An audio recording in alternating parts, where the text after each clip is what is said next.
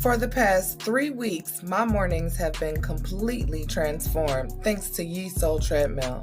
Every morning, I hop on my YESOUL treadmill, and it's become the most convenient part of my morning routine. It's quiet, it's compact, and it lets me customize my own workouts from a light workout to a more intense jog or run. To get started, scan the QR code located to download the app. Once downloaded, you're going to open up the app and you'll see the YESOUL logo. Click the plus sign to register your equipment. Tap the equipment of choice and get started to connect and add the equipment. Wait for Wi-Fi. Successfully connected to the Wi-Fi, you want to go back to the home screen and select your program. Select the program of choice and then select start. Connect interface of choice to project the screen and continue on with your workout. Starting my day with YESOUL means I'm energized and ready to take on anything. I love that I don't have to waste time walking to the gym or waiting for equipment. If you're ready to take control of your fitness routine, I've got you covered.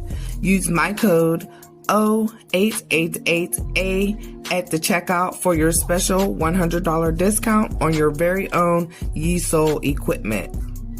Why wait for the perfect time? Start your fitness journey today. Shop now at YESOULFitness.com and use my code O888A for your exclusive discount. Alafia. Excuse me. Alafia. My name is Oshun. On this channel, we uncover the creepiest, most unusual haunted TikToks the internet has to offer for entertainment purposes. Please do me a favor and like, comment, and subscribe to the Soul Tribe for your weekly dose of supernatural, coming to you every Sunday, Tuesday, and Thursdays. Y'all are my Soul Tribe. Tribe is with a Y because the Y is for you. And that's because I love you so freaking much. Yes, I do. Thank you for being here with me, honey. And with that being said, today's shout out goes to Miss Ashley Garcia 6448. Here you go, boo. She said, I look forward to your videos. Thank you so much. I appreciate your support. I do. I love you. I appreciate you. Thank you for commenting. Here's your shout out. And I appreciate you all. Thank you for all your time. I appreciate your time. I do not take it for granted whatsoever. Okay? Period. And anyway, let's get to this video.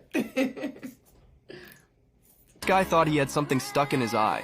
But what they found was so unreal that even the most experienced doctor was shocked. Mike is a 40-year-old guy who lives in Florida, USA, with his family. For years, he had been living with what he thought was just a minor irritation in his eye, but it had grown so much that it seemed bizarre. What he didn't know was that inside this supposed irritation, there was something that no one could have imagined. The problem had gotten so bad that every time Mike blinked or tried to do anything, the discomfort was unbearable. It was causing him pain and making him miserable every day. He had finally reached his breaking point. Desperate, Mike decided it was time to do something, and that he needed to put an end to this nightmare once and for all. So he went to the hospital, ready for surgery to remove it. But when the doctors saw his eye, they were horrified. They immediately planned the surgery, but things didn't go as expected. What they found inside was so terrifying that even the most experienced doctor was left speechless. What was inside his eye was beyond anything they could have imagined. Follow the profile and comment I for part 2. Sorry. My bad. I apologize. I'm not sorry. Didn't mean to start it off like this, okay? But let's go. Calm down. We'll be all right. Okay. Showing a meat grinder and gas can were found in the trunk of what they say is Guy's car. Guy is a college student in Louisiana. The Knox County Sheriff's Office called the crime scene gruesome. It would be described as horrific. a very gruesome crime scene. What investigators found inside has been dubbed by the state as a diabolical stew. Oh. Knoxville, Tennessee, November 2016. A loving family spends a peaceful Thanksgiving together with no idea of the horror to come. Joel and Lisa Guy were the loves of each other's lives. Described by those around them as true soulmates, the pair had been happily married for over 30 years. They invited their children to celebrate Thanksgiving in their family home, the same home that 2 days later would be described by police as a house of horrors. Scattered limbs, the stench of chemicals, and a head found boiling in a pot on the stovetop. This is the horrible story of Joel and Lisa Guy's awful demise. Whoa, okay. I don't know how to feel about that one. My bad, but you're welcome at the same time, okay? Wow. Wow. So you know how I be telling y'all to stop messing with things that y'all don't know about? Scary story time. Hi, it's me again. I got another one. So if you're into stories about shapeshifters and loup-garous, this is the story time for you. Now this story is brought to you by my aunt who lives in Haiti, and this is actually her story from childhood. I cannot make this shit up. So according to my aunt, my dad, her, and her brother grew up in this house called La Kukaijab, which means the house/yard of demons. Now, through these voice notes, I just found out I actually had some loup-garous in the family. In Haiti, depending on where you live, you would have to physically leave your house, bring a container, go to a place where there's fresh water, collect water so you can go back home. So that day, my dad, my aunt, my uncle, with my grandfather were going to get water. So this person that was walking behind them her name is Vaughn. That was my grandmother's cousin. There were always rumors that Vaughn was a loup-garou, but my aunt never really saw her do anything suspicious, so until... Now, again, I know this is really going to sound unbelievable and schizo. Now, bear with me. This is their aunt. They used to go fetch water together, so why would they have to believe that she's a loup-garou? Until one day. So all the kids are playing outside in La Kukaijab. Basically, they look over and they see a walking broom. Now, this is really freaky because brooms don't walk. So they're all watching the broom, extremely confused, watching the broom advance towards them, and the broom suddenly starts to morph and shapeshift into Vaughn, their aunt, with a package on her head and everything. Now, this is really creepy because she's still alive, says my aunt. This is not like this is the dead visiting. This is a walking human. Remember how I said earlier that they were all going to go fetch water? It was my aunt, my dad, my uncle, and my grandfather. And behind them was Vaughn. Apparently, only my aunt and my uncle were able to see Vaughn behind them. My grandfather did not see her when he turned around, and neither did my dad. Creepy, right? It was definitely more about my tante Vaughn. That's what we referred to her as. Oh, I could also talk about my first ever voodoo ceremony that I witnessed. Anyway, comment and let me know. Girl. Yes, please. One thing my mom and my grandma taught me was if you have a bad feeling about something, do not go. Do not go. So anytime I was just like, I have a bad feeling about this, they're like, nope, you don't have to go. Don't go. And they never made me go anywhere, especially if I had a bad feeling. And still to this day, if I have a bad feeling, I'm like, I'm not going. Tell me about a paranormal experience that you can't explain rationally. Next story. When I was in uni, I lived by myself. It was a nice little studio unit behind a house in a fairly decent area. I would honestly think nothing of walking places at night. There was a 24-hour McDonald's and a 7-Eleven that I would walk to often between 12 a.m. to 3 a.m. since I was a massive night owl.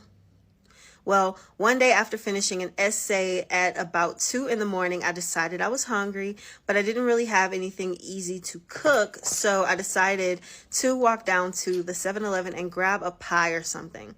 However, as soon as I opened my door, I was overcome by a suffocating feeling of fear. My heart started pounding. I started shaking, the works. Telling myself that this Don't was receive ridiculous, any I negative walked out energy to the that may street come from any with of the these intent to videos. still go, but that was as far as I got. I was terrified for no reason that I could understand, but no less intensely despite that. I ran back inside and ate dry cereal. Later the next day, I heard about a group of drunk guys that were causing havoc down near the intersection at the 7-Eleven. They'd beaten up someone from my uni. Even though I can't explain it, I'm convinced something bad would have happened to me that night if I had ignored that feeling and gone anyway. I was working at a hotel in Albuquerque, the graveyard shift. I had been talking to the security guard and he asked me if he could get a ride home. So instead of waiting for 30 minutes for my shift to end, I just left and left a note for my boss that said that I left early because my brother was stranded outside of town and needed me to get him. Total lie on my part, but I needed a good excuse to leave early. I drop off the security guard at his place, then go home and go to sleep. A couple of hours of sleep and I wake up to my phone ringing. It was my brother. He tells me he is stranded outside of town and he needs me to go get him. I tell my brother the lie I told my boss and how much of a coincidence it is he's calling me. He says that's not weird. He'll show me what's weird when I get there. I get there and I ask him what's weird. He puts his phone up to my ear and plays a message that he got when he woke up that morning. It's a voice that kind of sounded computerized, but mostly just creepy sounding. It says, "You're stuck." Freaked us both out. Never figured out where the call came from. Strangest, creepiest thing that has ever happened to me in my life. Weird. Another one. I'm a little late, but screw it. Cool. I was in the first grade hanging out at recess with a friend. He was shooting some hoops outside and I was playing DS sitting on the pavement. Y'all remember DS? My sister had that. I didn't have one, but my sister did.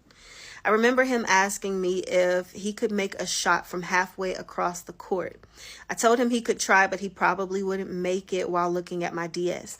Suddenly, my dad asks me what I mean, and when I look up, I'm sitting in my living room. I'm sitting on my living room carpet, talking to my dad, and it's dark out. I was sitting in the same position, playing the same game, same level, and the same exact spot in the level. Everything continued normally that night, and I didn't tell anyone at the time, but looking back, it is really freaky. It is. I thought it was a dream for the longest time, but thinking about it, it didn't really feel like a dream, and I don't really remember dreams that well. That is definitely creepy. That's definitely creepy. Hey queens, tired of feeling stuck and overworked? Check out the video on my website and see if digital marketing may be your way out. Hope to hear from you soon.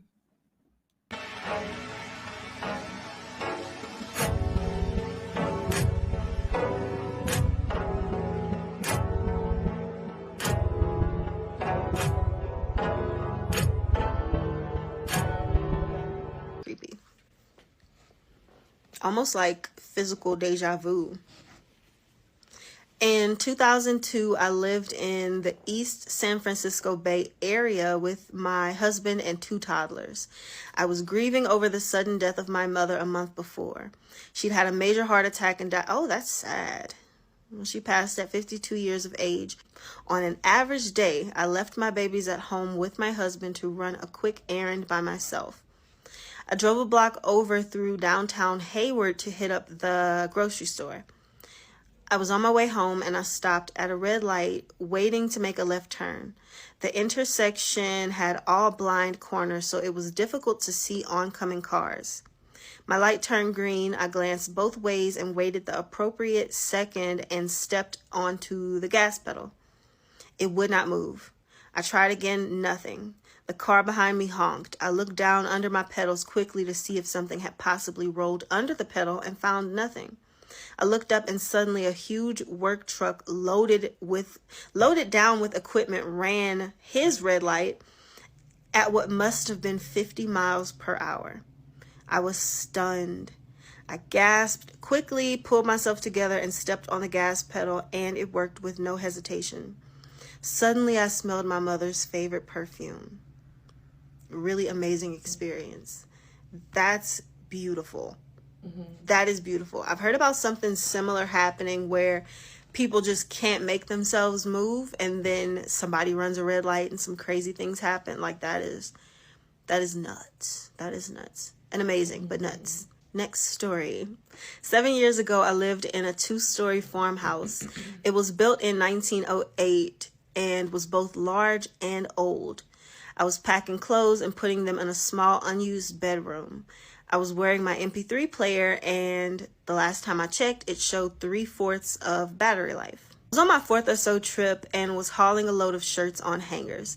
It occurred to me that the closet was empty too. Perfect, I'll just hang them back up in here. The closet was almost a second room. It had a short, glossy wooden door. The area was thrice as long as wide, with hardwood floors. The lacquer still smelled, even though I'm sure it was fresh 100 years ago. I ducked fully inside and thought, this is a weird little place to be. Suddenly, the music doubled in volume and changed to something that wasn't music. It was like, I don't even know, rapid nonsense, fast electronic babbling. It scared the entire fuck out of me. They put it in all caps. It scared the entire fuck out of me. I flew straight out, looked at my player, and it was dead. I'm a pretty rational guy. That MP3 player would sometimes show more battery life than it actually had. It's done that before. And maybe the sounds were some sort of malfunction before shutting down. I don't really believe in ghosts, but I'm telling you, it shocked and frightened me to the core.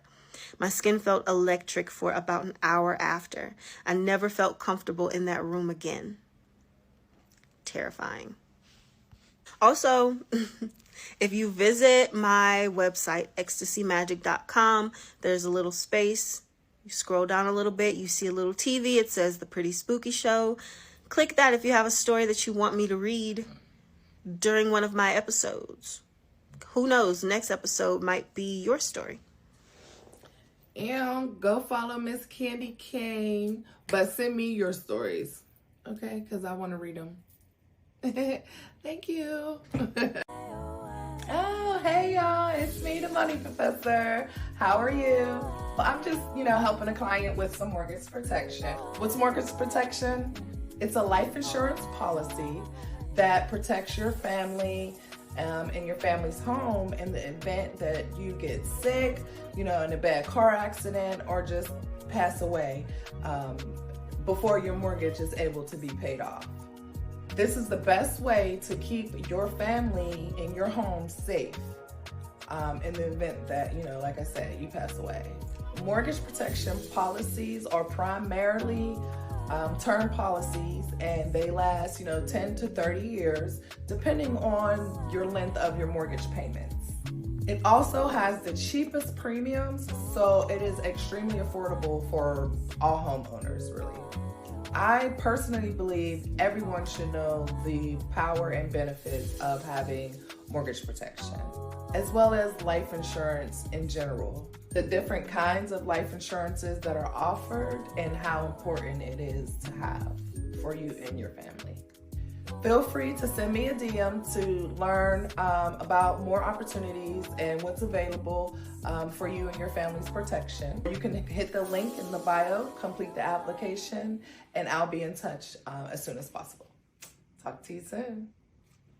So this guy, he's a liar, but his lies are about to make him rich. Let's call him Francis. And Francis is 16, he's from New York, and he can't stay out of trouble. He's always lying and stealing from his parents and stealing from local businesses. But then one day, he commits forgery, and he gets arrested. Here's his mugshot. And after he's bailed out, Francis goes on another crime spree, and he eventually steals a car and flees to California. And then a few weeks later, he's arrested there. And they send him back to New York, where he has a bunch of outstanding warrants. And then, back in New York, Francis uses a bunch of forged checks to purchase an airline pilot's uniform. Because he thinks if he dresses like a pilot, which is a well-respected job, businesses will be more likely to trust him and cash his fake checks. But this plan doesn't really work, because he gets arrested for trying to use stolen checks, and he spends the next 2 years in prison. And by the time he gets out, he's 19. And a month later, he's arrested again in Boston for trying to steal a car and writing more bad checks. So they send him back to prison for another year. He's 20 now. So he eventually gets out and continues to be a turd. He gets that old pilot's uniform he bought and he uses it to scam a few free flights from the airlines, because I guess off-duty pilots get free flights. But then he gets arrested in Baton Rouge for stealing a bunch of checks from a family who was trying to help him. And from there, he eventually flees to Europe. And there, he's right back to stealing cars and cashing fake checks in France and Sweden. And then he gets arrested in France and he's deported back to the US. He's 22 now.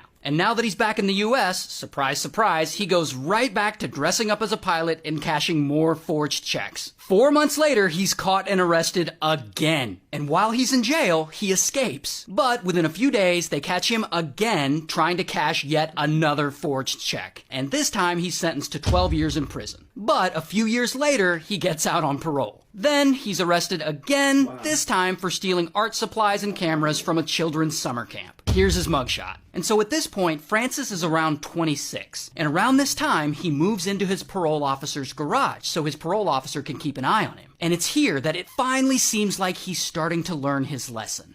Until Francis is around 27 at this point, and he decides to start his own anti-fraud consulting company. And he starts holding these like crime prevention seminars where he gives speeches. What? So he gives these speeches and he tells everyone he's a reformed criminal. But he doesn't just tell people about all the check fraud and stealing from people and dressing up as a pilot to get free flights. No. Instead, he starts making up these fantastical stories about how from the age of 16 to 20, he had snuck into a hospital and had pretended to be a pediatrician for an entire year, and how he had pretended to be a lawyer for another whole year, and how he faked being a sociology professor at BYU for a few semesters, and that he stole $2.5 million from the airlines, and that the FBI had been chasing after him for years and he made some kind of daring escape through an airline toilet. And all of these stories are bullshit. I mean, these aren't just small embellishments. These are things that he completely makes up. And we know this because during the age when he supposedly did all this stuff, he was locked up in prison.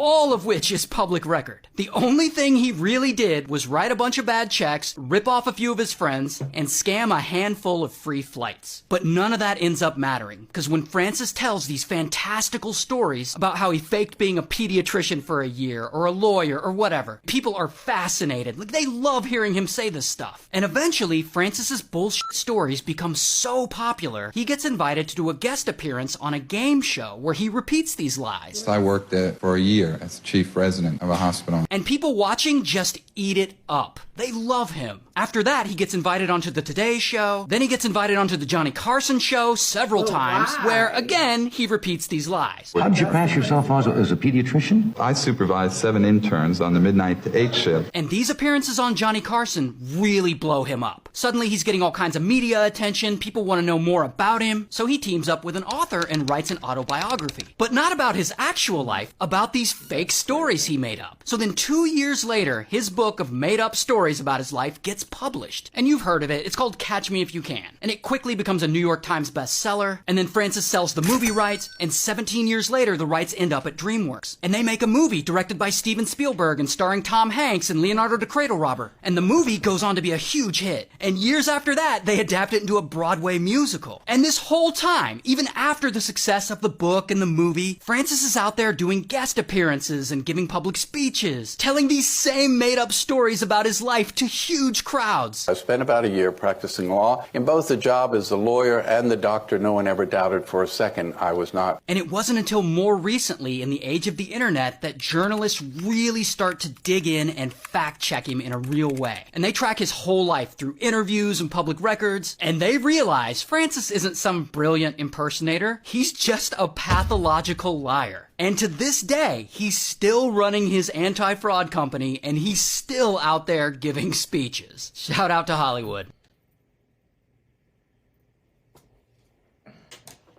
I haven't told a mermaid encounter story, spooky story, in so long. I am back with another spooky story. And this one is another submission from Limpopo, South Africa. So this story happened to one of my supporters' dad. We're gonna call the person who submitted the story Kia. So when Kia's mother gave birth to her, her father decided to go and visit the mom. They did not live in the same area. So the mom gives birth and he decides to go visit her. It was holiday, he's a teacher, he got the time off, so why not?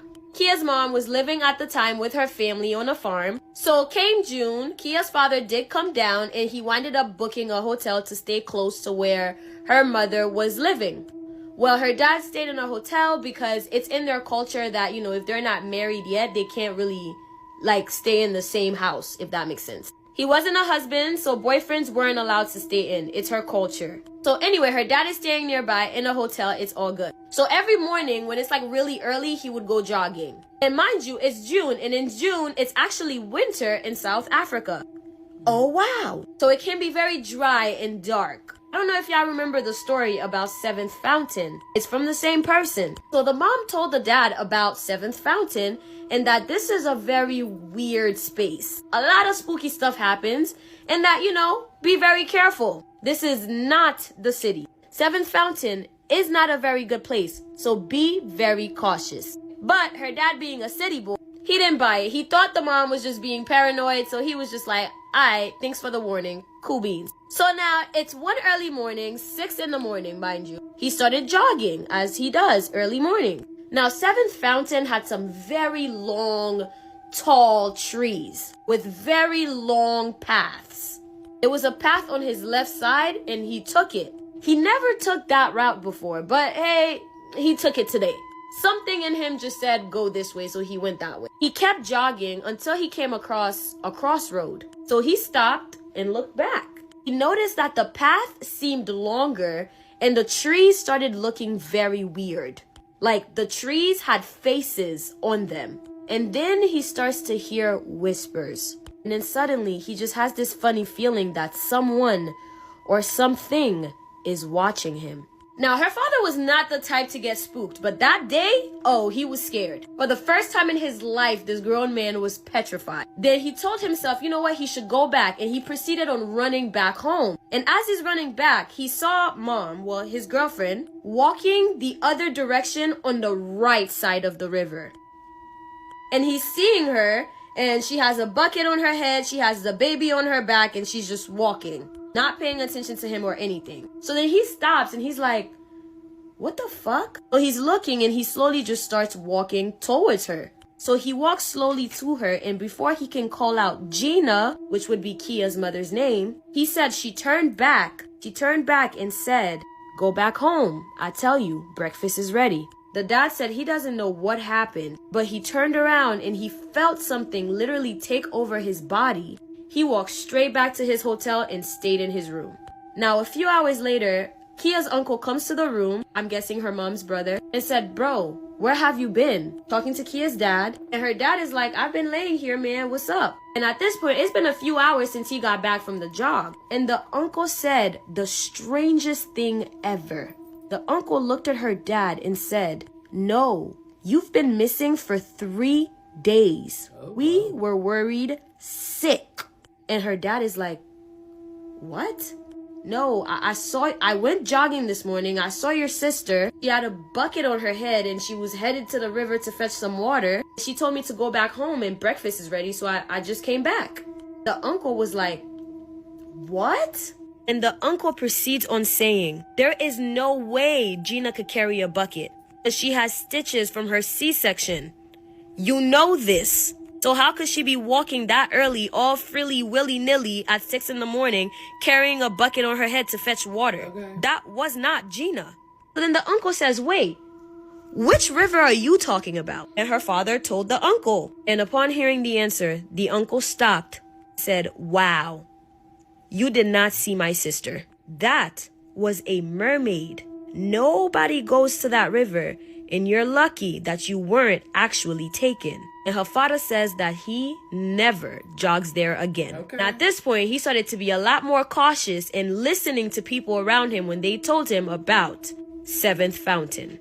All right, thank you guys so much for watching this story time. If you have a story that you would like me to tell, please feel free to DM me. I've been telling the same story. Like, I'm tired, y'all. I've literally been telling stories for 2 hours. And I've only gotten 30 minutes worth of stories. This is hard, YouTube people. Please, you gotta bear with me. I've literally been sitting here telling spooky stories since I got home from work. My back hurt, my stomach hurt, my ribs hurt. It's literally been 2.5 hours. It is 11:37. I am exhausted, you guys. I only have 30 minutes. Tomorrow, I have to complete the rest of the 30 minutes by finding other stories that are good enough to tell. If you feel like these stories are not scary enough, well, guys, this is what you guys are submitting to me. I am exhausted and my ribs hurt from talking. Good night. We appreciate you, Rebecca Journey. Go follow her, y'all. Y'all already know we love her. She's a part of the Soul Trap team. Well, I don't know that, but her videos are okay. Imagine growing up and being warned about loups just to find out that your mom is one. Scary story time. And this one's going to be kind of short, so it's all going to be in one part. I know y'all don't like to be waiting for other parts. But, you know, your girl got to build tension. Anyways, this girl, she's Haitian. And it was pretty obvious growing up that, you know, her family was into voodoo, including her mom. But she never thought that her mom, her actual mom, was a whole loup. Speaking of loups, there was recently a loup that was caught on camera, and I have the video. So let me know if y'all want to see that. Actually, I'm still gonna post it anyway, but just get ready for that. This loup wasn't like a loup that shapeshifts. It was a loup that like actually came as they were, but it shows you how the like how he worked, like the ritual and everything. Like he stole somebody's bait. Anyway, y'all gonna see it when I post it. Anyway, so growing up, like I said, she knew that her family was into voodoo. It wasn't until she started to notice that her mom would be gone at night. Now, she didn't really know what the reason was, but she just knew her mom was gone and grandma was watching her. And so one time she was at school, she was playing with this girl, like one of her friends from class. And then while she was playing with this girl, this other little girl came to the girl, whispered something in her ear, and all of a sudden the girl didn't want to play with her anymore. And this went on for like a week where nobody wanted to play with her. And so she was like, what did I do? Like, why doesn't anybody want to play with me? And so she goes to confront the girl about it, and the girl tells her, yeah, your mom is a loup, and I need to stay away from you before she takes me too. And she's like, what do you mean, take you too? So, a little backstory. There was another little boy that was in their class with them, and he was sick, and he hadn't been coming to school for like the past week or so. But she didn't really think anything of it, because she was a kid, and you know, he's sick. That's a normal thing that happens when you're sick. But come to find out, that little boy is sick because her mom mange that little boy. Now, mange translates to eat. So her mom ate that little boy. Not literally, but that's just the expression that Haitians used when a loup got to a kid or somebody. And so that was the real reason why that little boy was sick. And of course, at first, she didn't believe it. She's like, my mom would never. But it also got her thinking as a child. Her mom has a room that she is not allowed to go into. Like, that room is locked. And every day her mom reminds her never to go in that room. And she knew better not to go in that room. And so she went home and she told her mom, like, Mommy, nobody wants to play with me because they said you're a loup and what mange tout petit moun, which means like you're eating all the kids around. And so she was like, oh, really? Is that what they told you? And who exactly told you that? She was like, one of my friends from school. And her mom goes, yeah, but who exactly told you that? And so for some reason, she said that at that moment, she didn't want to say any names just in case. But she did want to investigate to see if it's true, because she can tell when her mom is lying, and she could tell that at that moment, her mom was indeed lying. And so she went to her grandma about it, which is her mom's mom, which didn't make any sense because where do you think she learned it from? And she told her grandma that, I want to investigate. I want to know if it's true. I want to go in that room. Grandma was like, you will absolutely not go in that room. Listen to your mother and do not go to that room. And grandma sat her down and explained to her that that's her mom's religion. That's what she does. And that's also going to be her religion. When she gets old enough, they're going to teach her about it. But she knew that she didn't want to be a part of it. So knowing what she knows now, like she grew up knowing her mom was a loup, knowing her grandma was a loup, but she also knew that she didn't want any part of it. And as she got older, they did try to teach her about it, but she wasn't really interested. And eventually when she grew up, she just kind of like distanced herself from them. Oh, and it actually turned out to be true that her mom did mange that little boy. She was younger, she wasn't sure, but when she got older, she ended up finding out that, yeah, her mom did.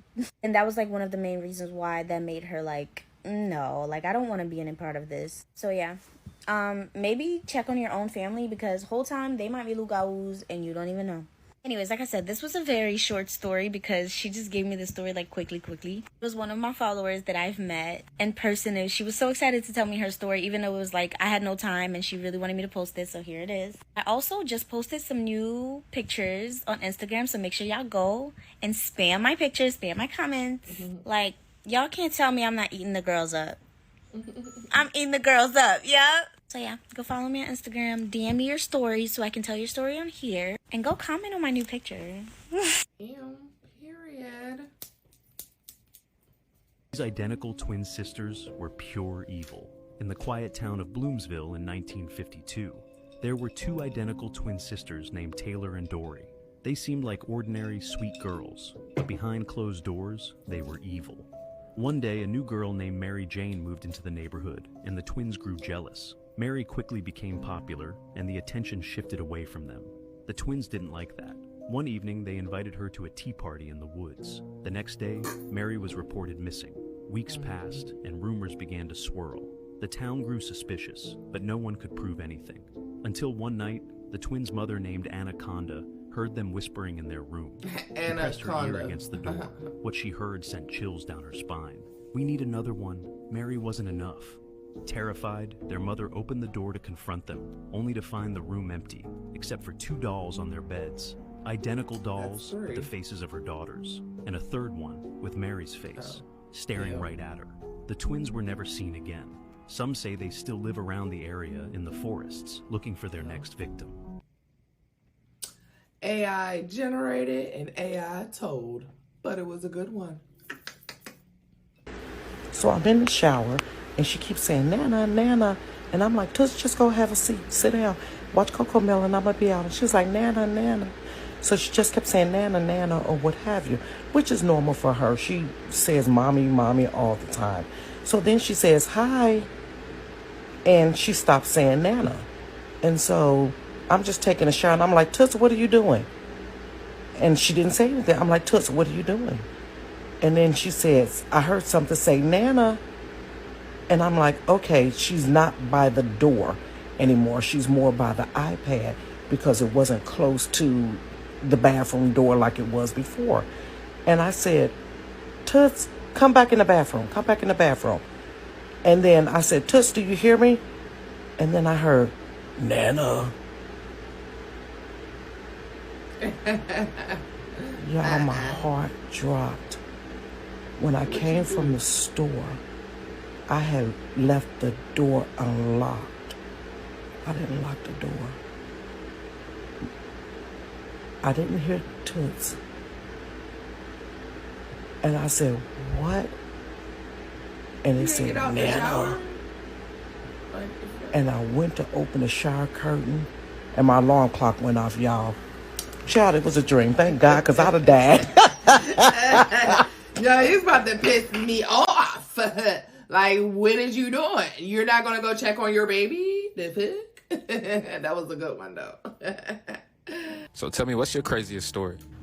My craziest story would have to be about this time. I had this little chick or whatever. We had went down to Muskogee, and we went to, I pretty much went to go put her down on this play.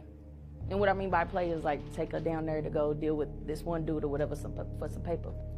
So we get down there or whatever, and like pretty much cuz like on some shit like, all right, well, come meet me inside the garage. So I'm like, okay, we'll go over there or whatever. She wasn't really like, she was like, "I don't know, I have like a bad feeling." And I'm like, at the time, I really just didn't give a fuck about none of that. Like, I'm just kind of like, just go, go get your money. So we see, and I'm like, we don't see nothing weird about the house or nothing. It's like in a normal neighborhood, whatever the case may be. And so we see dudes standing like in front of the garage, but it looks like he came from the side of the house. Like, sometimes garages can have doors on the side, but it don't look like no crazy shit, just look normal. She pushed up in there or whatever, and I'm texting her. Normally she'll text me a code like K. So pretty much K means like I'm good, like I got my money, I'm finna handle my business. So I'm like, okay, she not texting me. So I get a little worried. I'm like texting her like, "What's up?" Like, "What's up?" So next thing you know, about 10 minutes go by, I don't hear nothing from her, like nothing at all. So I'm like, okay, well, fuck it. I grab my little, whatever, and I push up to the. That's all I have, people. Yo, could you imagine thinking your mother-in-law and you are like mad cool, but whole time she's the reason why you can't have kids? This story is from this girl that's from Ghana. So long story short, she meets this man, like they instantly click. That's like her soulmate and vice versa. And they have an amazing relationship and like their parents get along and it's great. Eventually he pops the question, they get engaged, they get married, and everything is great. Until they start trying to have kids and they can't. And his mom is pressuring her, like begging for grandkids. She's constantly asking, like, when are you guys gonna give me grandkids? I want my grandkids. And this would make her feel really bad because it's like they're trying and she can't, like, it's just not happening. And after a couple years have passed, at that point, like, she's like, mother-in-law is low-key shaming her, but still like showing support, if you know what I mean. For example, one time they were having like a little get-together and stuff, and everybody was drinking, not heavy, but like drinking. And one of the guests that was there called their babysitter to check up on their kids. Mother-in-law made a joke towards her like, hey, go call your kids. Oh, wait. And this made her a little upset, but mother-in-law just like gaslit her, saying like, oh no, it was just a joke. Like, I didn't really mean it like that. Anyways, it'd be little things like that. But she was still supportive and like loved them, loved their marriage. It wasn't until one day she was talking to somebody about it, like venting basically, and she was like, yo, like we're trying our best. The doctors say that there's nothing wrong, we just can't have kids. And so her friend was like, hey, I know somebody that could like check you out, see what's really wrong, right? She's like, okay, whatever, I'll try it. So she goes with this friend to that person's house. The person basically did like a cleansing and like a little tiny ritual or whatever, and then the person just stops and goes, I see what's going on here. She's like, hey, what's going on? Why can't I have kids? He goes, your mother-in-law, I'm getting something about your mother-in-law, and it's dark, and it's like a dark thing. He starts asking her questions like, does your mother-in-law do magic? And she's like, no, I don't think my mother-in-law's into that. She's a Christian. He's like, that doesn't mean anything. You'd be surprised how many Christians out here are doing witchcraft. He continues what he was doing, and then he tells her like, yeah, your mother-in-law definitely is doing black magic on you. She's like, no way, my mother-in-law is not into that. And he's like, okay, but this is what I'm going to need you to do. When you go home tonight, in the tree that's all the way in the back of your house to the right, look under that tree. Dig, do whatever you need to do. That's where she buried the spell. She's like, no way, bro. And she goes home. She goes to that tree. She digs and guess what she finds, y'all? It was a picture of her with some beads around it and some herbs buried under that tree. All right. Don't doubt them just because they so holier than thou, okay?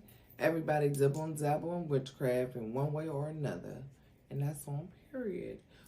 Whether they know it or not, just singing happy birthday and blowing out candles. Witchcraft. Eating the blood of, you know, when they do their religious things, that's a form of voodoo. Like, that's a form of witchcraft. Like, you're eating someone's flesh and drinking someone's blood. Like, anyway, I mean that with all due respect, okay? I don't want to upset anyone, but facts are facts. And, yeah, spirituality is beautiful, period. But you reached the end of another video. I hope you enjoyed this video. I appreciate y'all for spending your time with me. I do not take your time for granted whatsoever. I appreciate you. I love you. Y'all are my soul tribe, and the tribe got a Y because the Y is for you, honey, and that's because I love you so freaking deacon much. Yes, I do. But no, thank y'all for being here with me. You already know what to do with it. Like, comment, share, subscribe, and make sure you give it to who? Your mama, your daddy, your auntie, your niece, your nephew, your dad, your baby mama, sister, cousins, kitty cat, and their dog, your bestie and your enemy, because anybody can't get it. And that's because love is everywhere. Love is in the air. And I love everybody. So, I don't discriminate. But anybody can get this love. I love y'all. I'm out. Ashe. What do you like now when you aching? Open my third eyes.